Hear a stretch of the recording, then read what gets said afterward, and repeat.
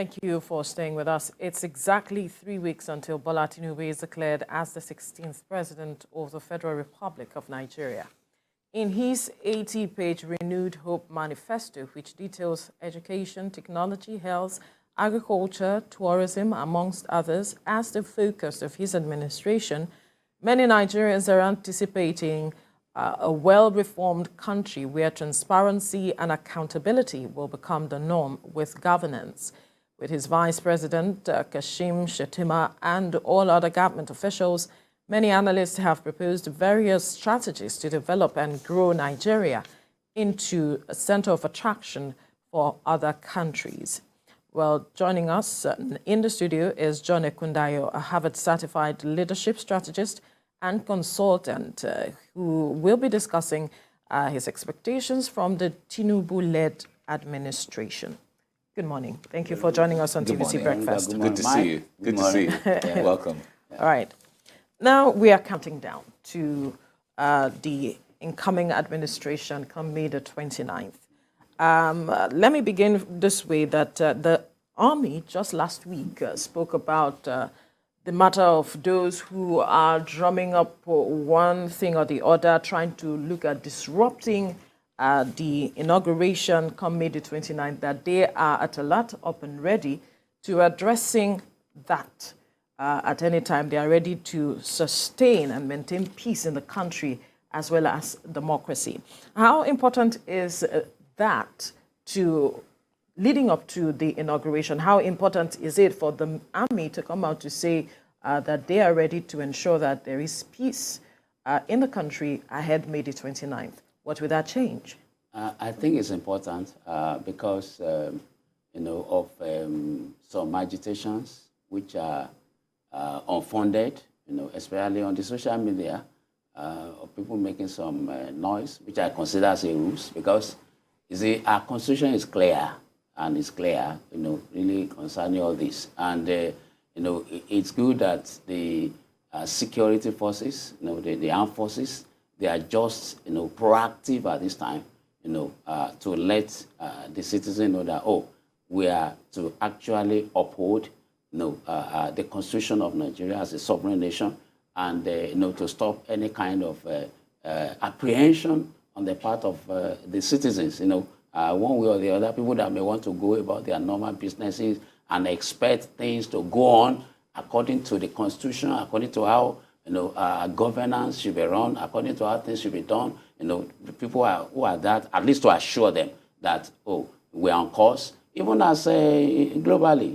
nations of the world, yesterday there was a message, arrived from UK, from the newly coronated king, giving me a message of listening to the president-elect. So there are lots of all this that, from the international media that we really need to get on course, and for me, the armed forces coming out to say this is the way and things have to go on the normal way, I think is just a step in the right direction to where we are going. You see, because there are a lot of all kinds of things on the social media, people saying all kinds of things, and when you look at antecedent from 1999 right to 2003 to 2007, right down to 2019. You see, we have been having tribunals, we have been having court cases.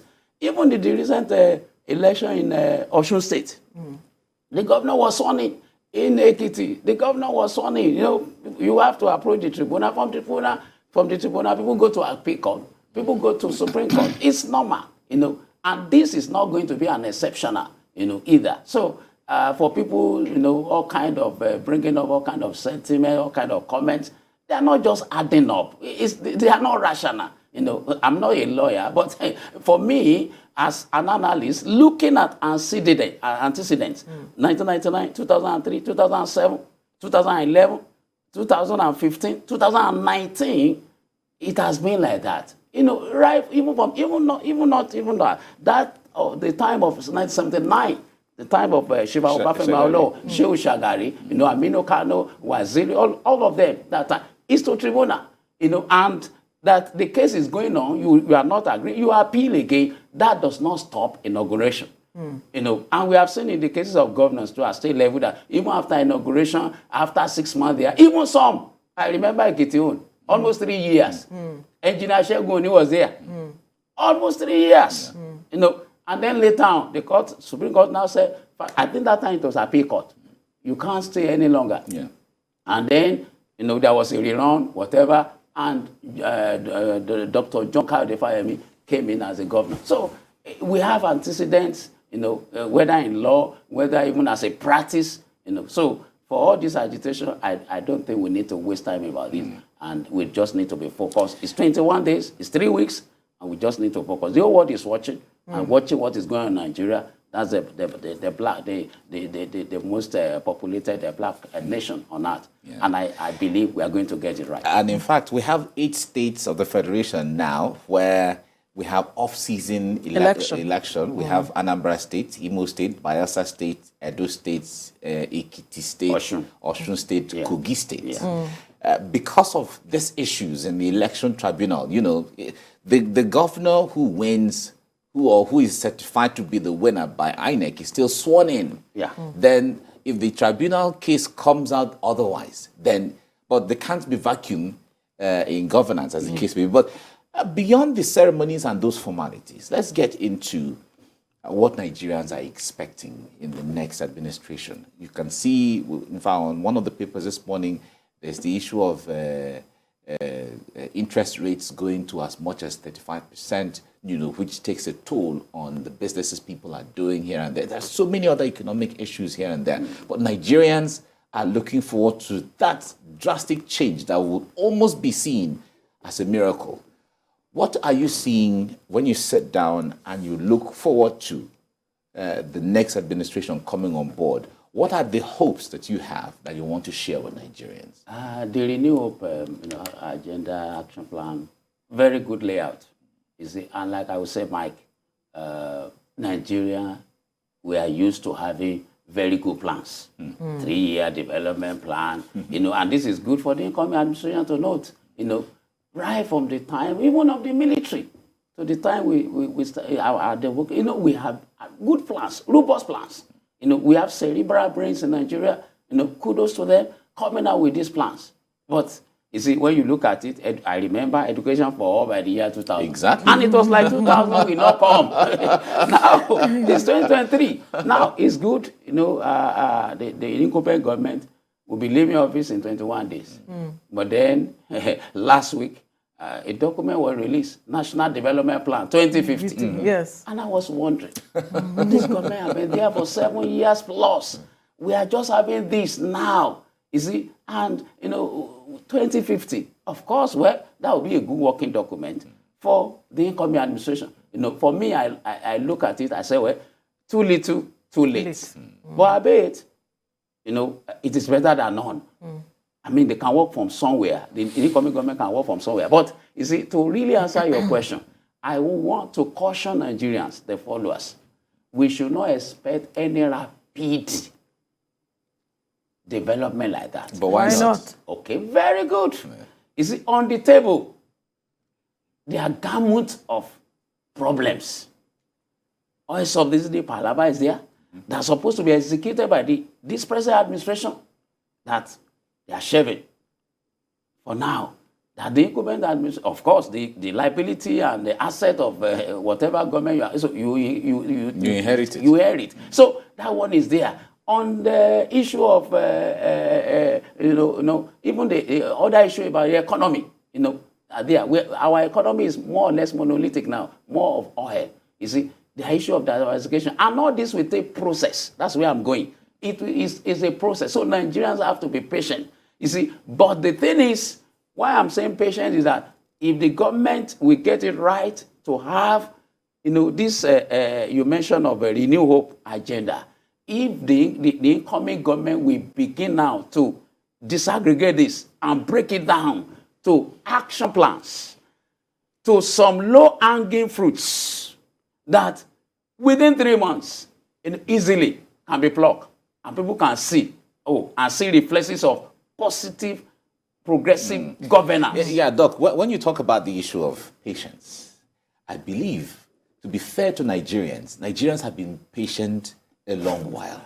Since independence, Nigerians have been patient with every single administration that comes in. make all the promises to the heavens, yet does not abide by them, yet does not meet up, even to sometimes half of their promises they don't meet up to. So at this point, in this last election, the reason why Tinubu was voted was the hope and the confidence they had in his capacity to deliver Nigeria, because he has been in the trench. He understands the economy. He understands politics. And his he understands all of these things. So one will, Nigerians expect that kind of person that has the capacity, has the experience, has all of that, the moment he comes on board. And that he's prepared. So when you say Nigerians will be patient at this time. Okay, let me say this.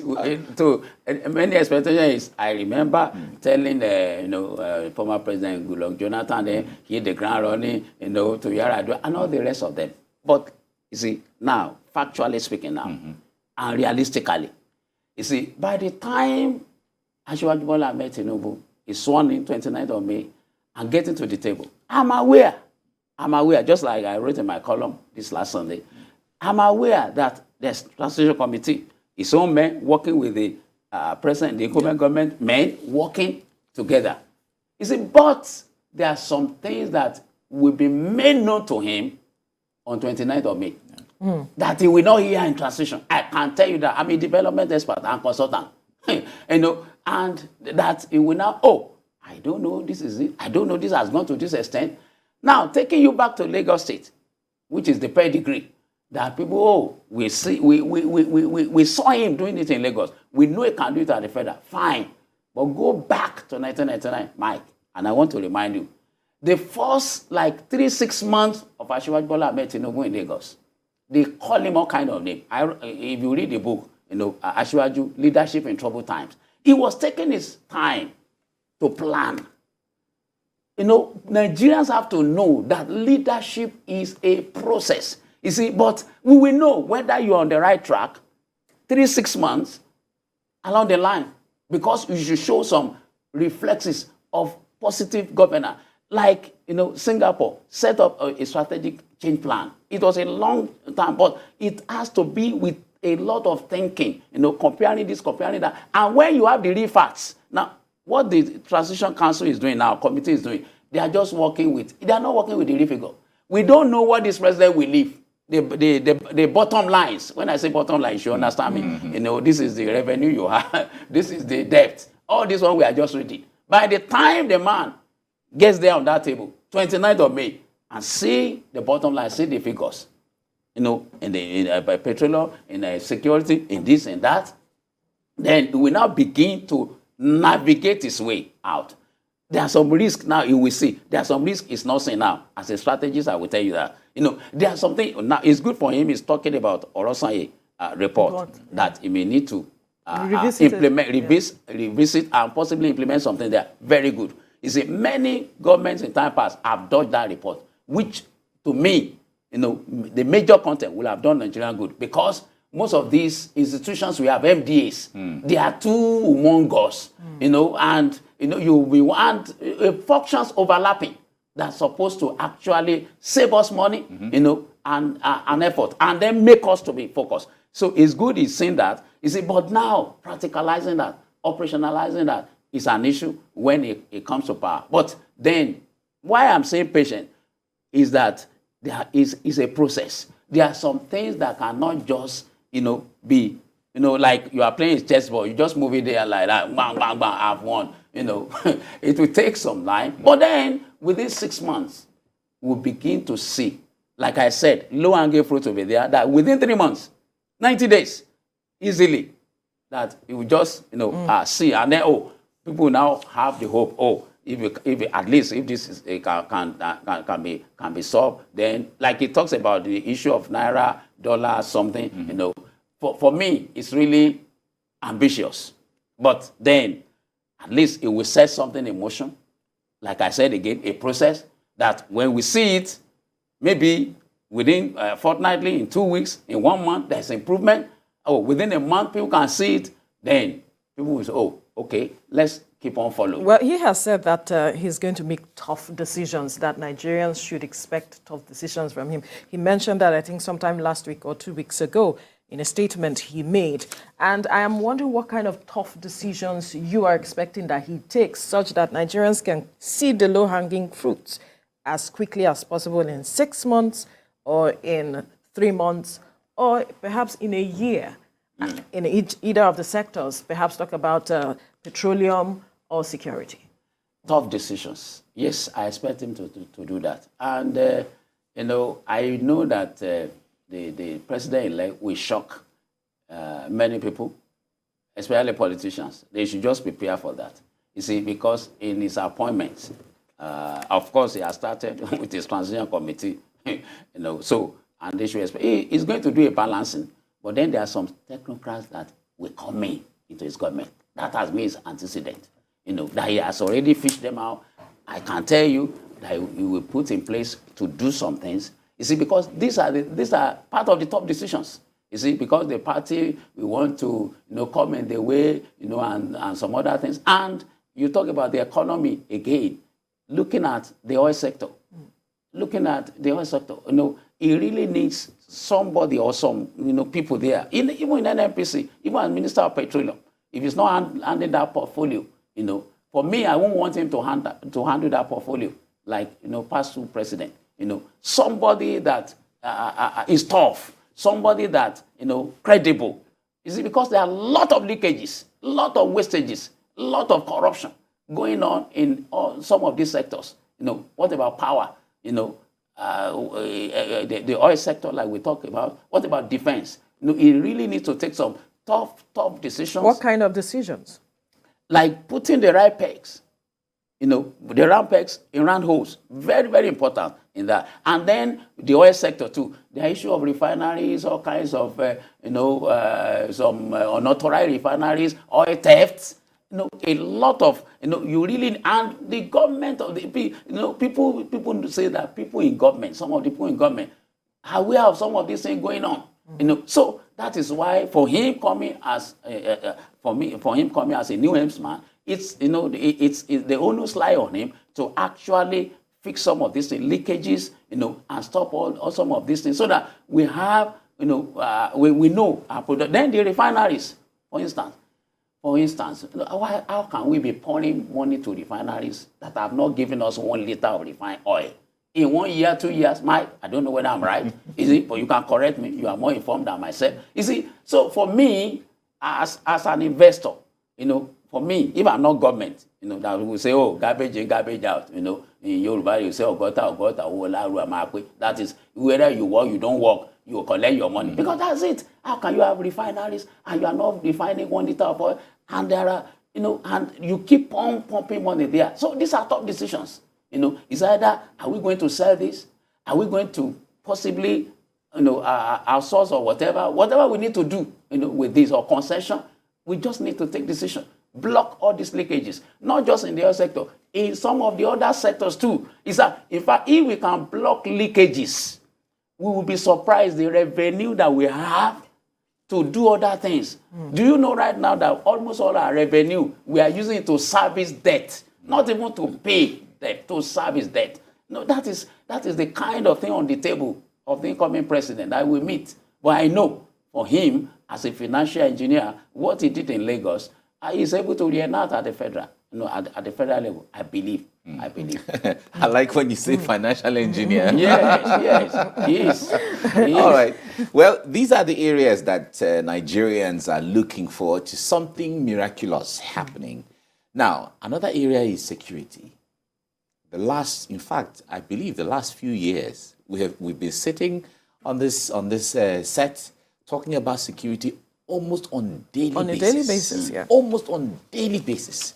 Where if it is not Borno State, it is Kano or Kaduna or Niger or Nasarawa or Benue or Plateau, as the case may be.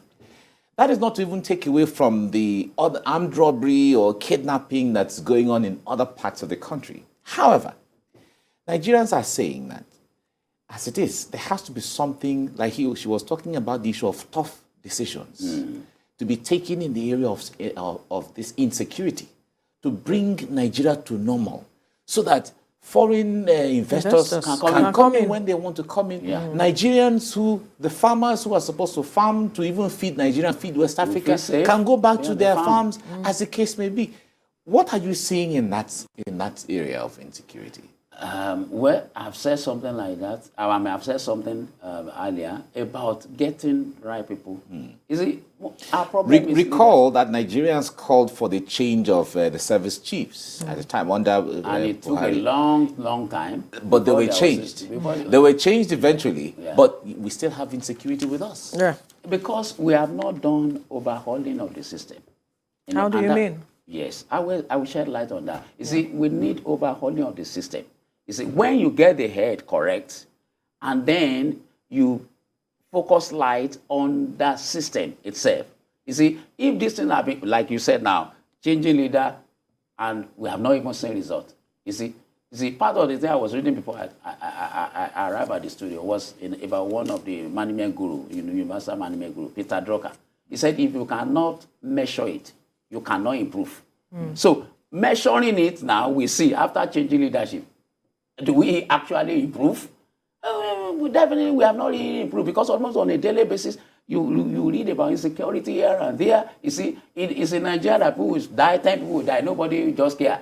Another day, other people will die. 50 people have been abducted. It doesn't happen, like that. You see, in other climes, in other central climes. But one thing is, touchlight the system and see, like a kind of audit, structural audit, strategic audit, and see, because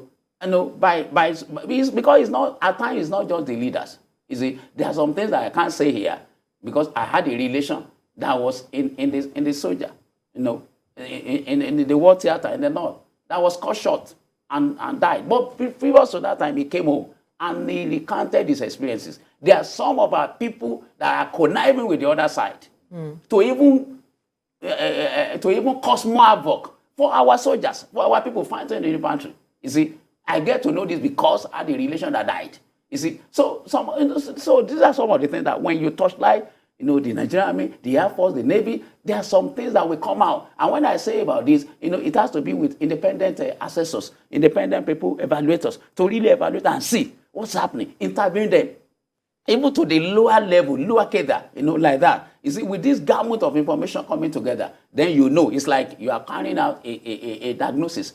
What actually to fix, what actually to do. You see, because our armed forces have been infiltrated.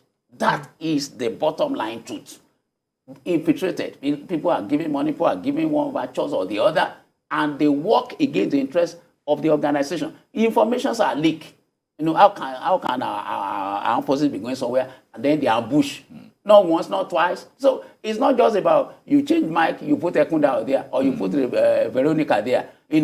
The system itself need, to be x-rayed and see what can be done. So these are some of the work that have to be on ground. Okay, imagine now facing the security, or you just put somebody there, maybe a retired general, and all these problems are endemic in these institutions.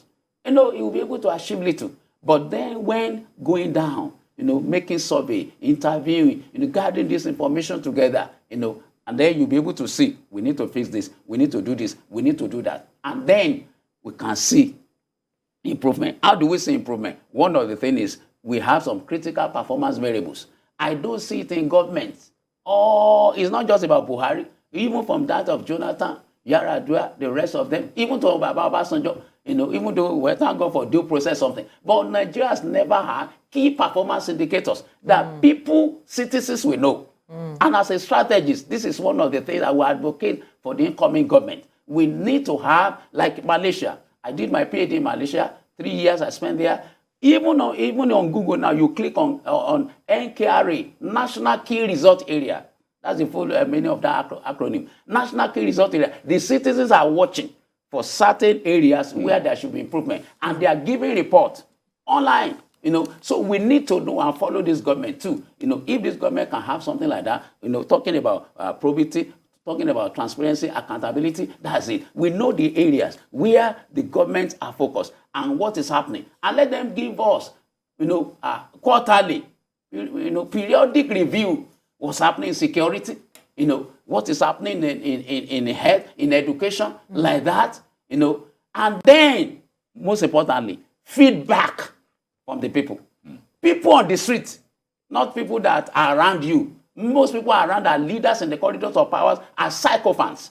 They are lapdogs. They are just people there for what they will eat. But our leaders should be able to get information from followers, ordinary followers, the street traders, the market men and women, the artisans. There should be a way of getting that information, if possibly engaging some consultant that will do that from 2 or 3 sources, so that you now compare and see, and from there you analyze. And then people will know that their voices are counting, that government can hear their voices. That's what happened in Senate crime, and then government is improved because the followers are put into governance. So the incoming government should think about that, so that there will be proper feedback mechanism to actually checkmate these things.